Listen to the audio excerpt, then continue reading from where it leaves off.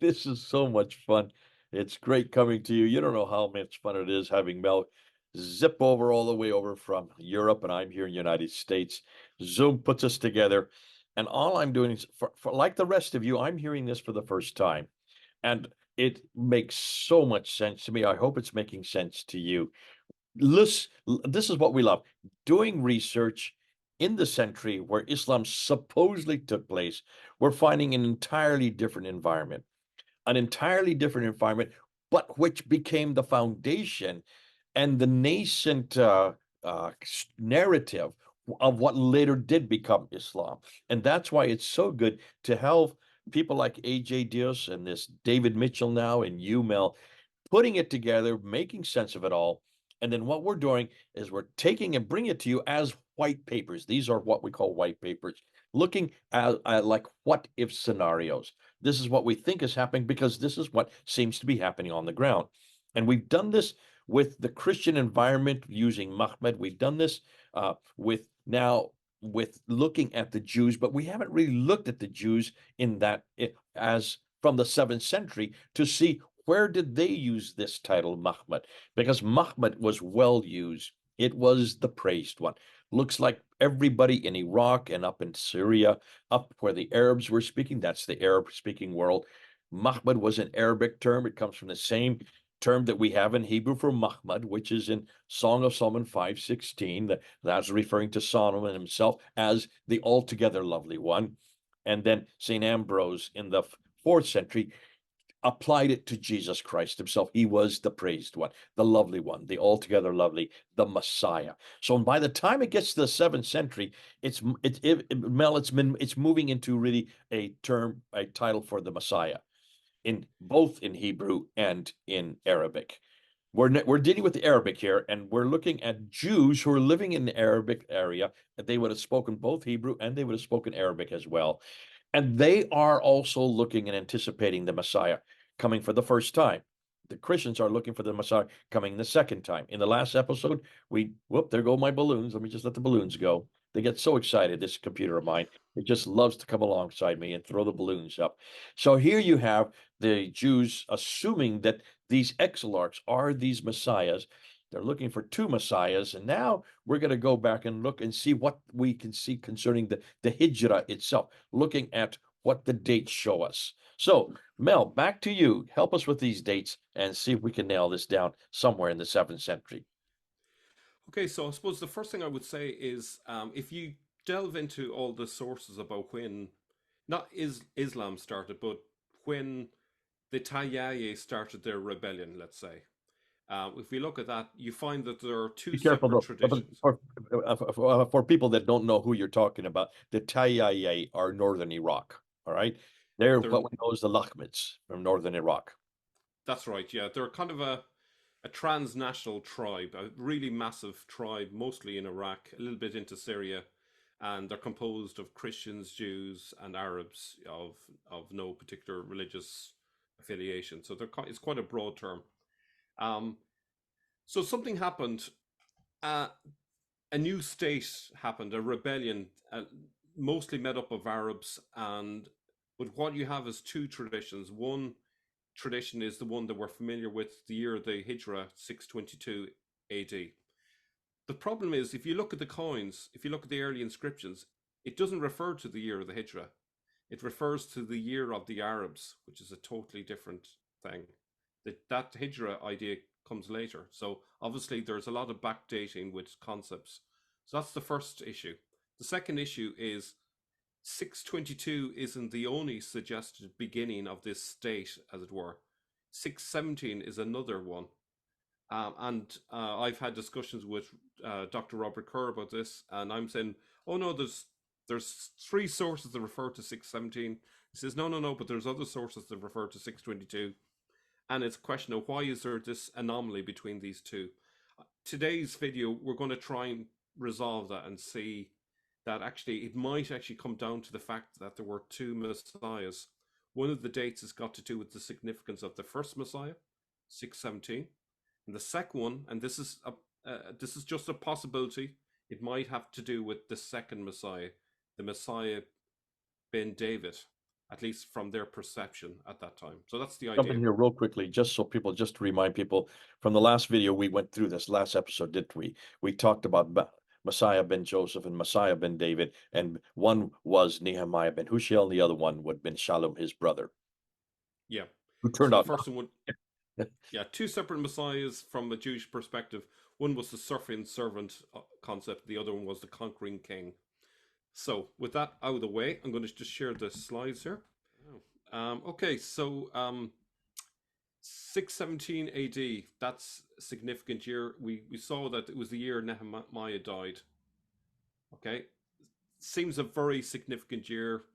You kind of have to imagine what would millions of Jews do if their exilarch was murdered. It's bound to create a reaction. And what happened is there was a massive rebellion against, the states at that time, whether they be the Byzantines or the Persians. Now we have three sources that refer to the Tayyaye, which are that big tribe in Iraq, rebelling against the Persians and the Byzantines at that time. So, according to the official message of the Tayyaye's envoy to the Tang court in China, 651, they say it had been 34 years since the founding of the Dashi, which is the Chinese word for the Tayyaye. Okay, it's recorded in the old book of Tan and the Sifu Wan Gi. So two separate books are recorded in. So good source. It's an official source. That gives us a year of 617, 618, depending on when you count the beginning of the year. So that's one source. Second one is in a letter from the ruler of Kang, which is Samarkand. He's requesting military assistance from the Tang Emperor, and the letter says that this year, 719 AD, is the 100th year since the founding of Dashi. Due to discrepancies, again, we could say, depending whether it's spring or autumn, that could have a year of 617 or 618. So that's consistent, I would suggest, with that first source. Then we have a third source, which is from the Hispanic Chronicles 754, and it gives a similar year. It says 618, okay? The Saracens rebelled in 618, the 7th year of the Emperor Heraclius, and appropriated for themselves Syria, Arabia, and Mesopotamia, more through trickery than through the power of their leader Mehmed. Again, this Mehmed could be just their Messiah, the Messiah figure. And they devastated the neighboring provinces, proceeding not so much by means of open attacks as by secret incursions. Thus, by means of cunning and fraud rather than power, they incited all of the frontier cities of the empire and finally rebelled openly, shaking the yoke from their necks. Okay? So, I think that's solid evidence that at least some of the people of that time believed that 617, 618 was the beginning of it all. Now, we're not even looking at Islam yet. Islam is like 100, 200 years away. But this is the beginning of everything. They're kicking out the Byzantines, they're kicking out the Persians, they're doing something new here. They've got a Messiah that they're following, and they're really excited, and it's an apocalyptic time. And during apocalyptic times, what can typically happen is new religions are formed because you have now new religious leaders with new ideas. All of that kind of stuff can happen in the one go. Now, the second thing is to do with 622, and this part is speculative. So this is not factual in the sense of I'm throwing out an idea. I'm offering a suggestion for why 622 was also another year, the founding year. It doesn't quite match up with the 617, 618. So this is to do with the exilarch Shalom, who was the brother of Nehemiah bin Hushiel. When that rebellion happened, who was the person that was leading the Jews at that time? It was Shalom. Okay. Now, according to Ben Abramson and Joseph Katz, these are both Jewish writers, and they have a paper there. The name is there if people want to look it up. The distrust between the Jews and Husro reached its lowest point as the Jews said that Husro had acted treacherously and plotted the assassination of Nehemiah. There arose great discord between the allies, which ended in the deportation of many Jews to Persia. Shalom, Nehemiah's brother, was sold into slavery, or now I'm putting in simply deported, because this sold into slavery, I put a big question mark. Is that really what happened, or was it something like that and they've exaggerated it? Until his redemption 10 years later. Now, it could be that Shalom was just simply either expelled from Jerusalem, or deported, so it's not quite as strong as sold into slavery. Now, it also says that the Persians placed a certain Christian archpriest named Modestus over the city as governor. So Shalom had been governor. He gets kicked out of Jerusalem and is sent to Persia, somewhere in Persia. Now, if you go back 2 years ago, you remember that Paul Ellis had a thesis called the Jerusalem thesis, and in that thesis, he proposed that the various references to the house that the holy house, the Masjid al-Haram, that's referred to in the Quran, is actually referring to the Temple Mount in Jerusalem. So that, from his perspective, Jerusalem is the original Mecca. That's where the context is. So now you have this guy called Shalom, who's the Exarch, who the Jews thought was the Mahmed. He's driven out of Jerusalem. He's sent to Persia. And he's sent away for how long? 10 years. This sounds very similar to the story of Muhammad in the standard Islamic narrative. Muhammad goes away for 10 years and then eventually returns as a conquering leader, conquering Mecca again. Okay? So the deportation happened somewhere towards the Persian Empire. We have Iraq, and you also have Iran here in this. Mahosa even is the capital of the Persian Empire. Okay, you can see there we have Sura and Al-Hira as well. Now, if we zoom into Mahosa, it's actually two cities, Saluka and Ctesiphon. Ctesiphon's old name is Medina al-Atika, the old city. So Medina just means city.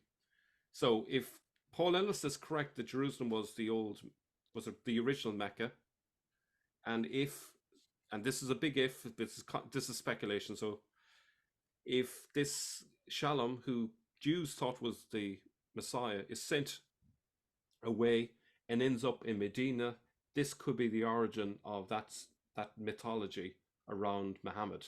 So this is kind of a way to explain that there was something there in the history, but it's all got distorted over time and has become a mythology about this Arabian prophet. It's got nothing to do with an Arabian prophet, just simply a Jewish exarch, I would argue.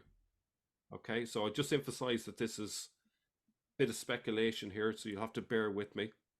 A deportation of Shalom from Jerusalem for 10 years might be the origin of the idea of the Hijra. However, I couldn't find a date for when Shalom was exiled from Jerusalem and sent to Persia. But if it happened in 622, then that would be bingo. That would be like a perfect explanation. Then we might have the origin of the 622 Hijra date.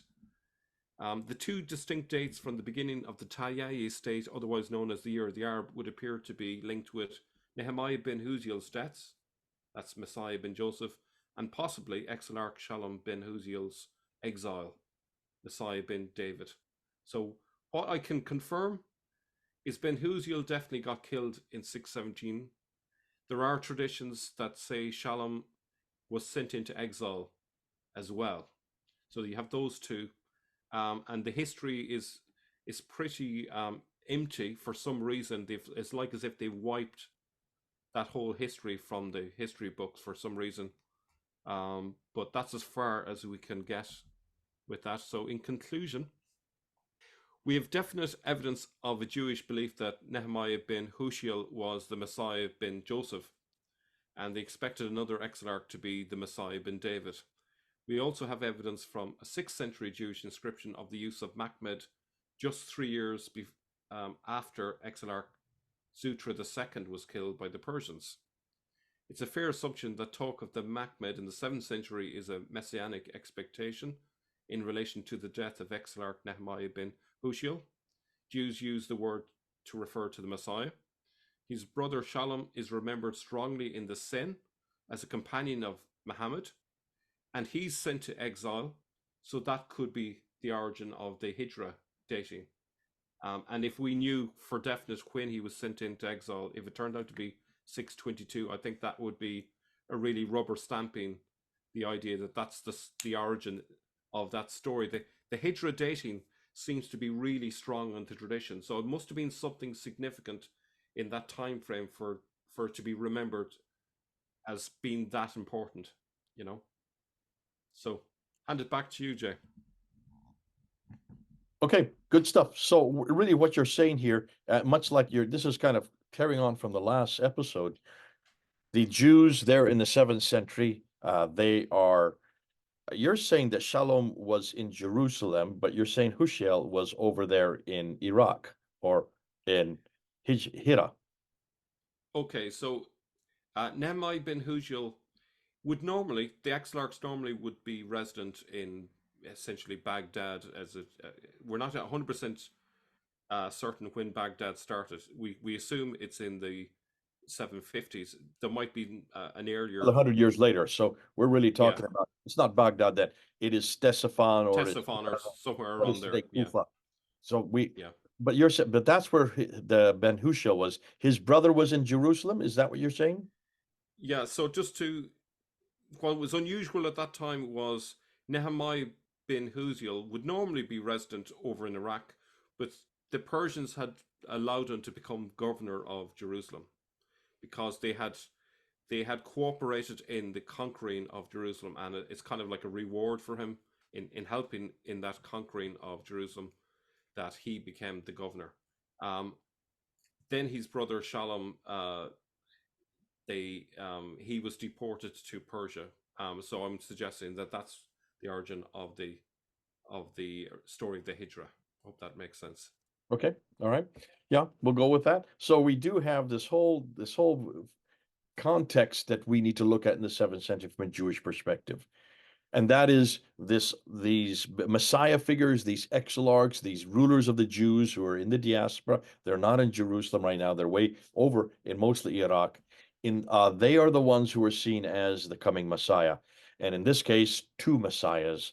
The one Ben Joseph, the other one Ben David. Ben Joseph would be the suffering Messiah, and then Ben David would be the conquering Messiah. So Ben Hussein was the suffering one. He then is killed. I'm sure he is executed, which starts the rebellion of the Arabs. Now, the rebellion of the Arabs is significant because that's taking place there in Iraq. They're upset, and that would may be that why then the year of the Arabs, as it's well known, starts with that killing. Interestingly, you're also saying that in 622, Shalom, who is then going to be the one that takes over, he was sent into exile. That could be 622. May I suggest one other thing? That's Yeah, also, oh, there go the balloons. Let's wait for the balloons to go. May I suggest another thing? You remember that's also the year that Heraclius destroys the Persians, who have been the ones who have been dominating the Arabs, especially dominating the Jews. So could that also be 622, the year that they are rejoicing? That's the year of the Arabs because they're now free from the yoke of the Sassanians, the Persians. That's yeah, another possibility. absolutely. Yeah. You and I So have talked about that many times before. But yeah, irregardless, what we're looking at is we're trying to find historical references to these exilarchs who were seen as the rulers, who were seen as the Messiah figures, which is the word Mahmad, which is the Arabic the derivative for the Messiah in both Hebrew and also in Arabic. So this makes all the sense in the world. The Jews also have a Mahmad, the Christians have a Mahmad. Both of them are the Messiah figure. Both of them are known as the praised one or the lovely one, the Messiah, the altogether lovely. That's both in the Bible and also on the lips of the Jews there in the 7th century. Great stuff. We've put an awful lot into this. Mel, I want to thank you so much. Now, for the next episode, we're going to actually bring it all together, make sense of it all, so you can all use it in your own ministries. But until then, go ahead and put your comments down below. We want to see what you have to say. You can either agree or disagree. That's the beautiful thing about YouTube. and try to see if this makes sense from the paradigm from what you're coming up with and how this can be used in our ministry. Right. Mel, thanks so much. Thanks for being on board. Thanks for coming along. Can't wait for the next one, the last one. This is Jay and Mel. Over and out.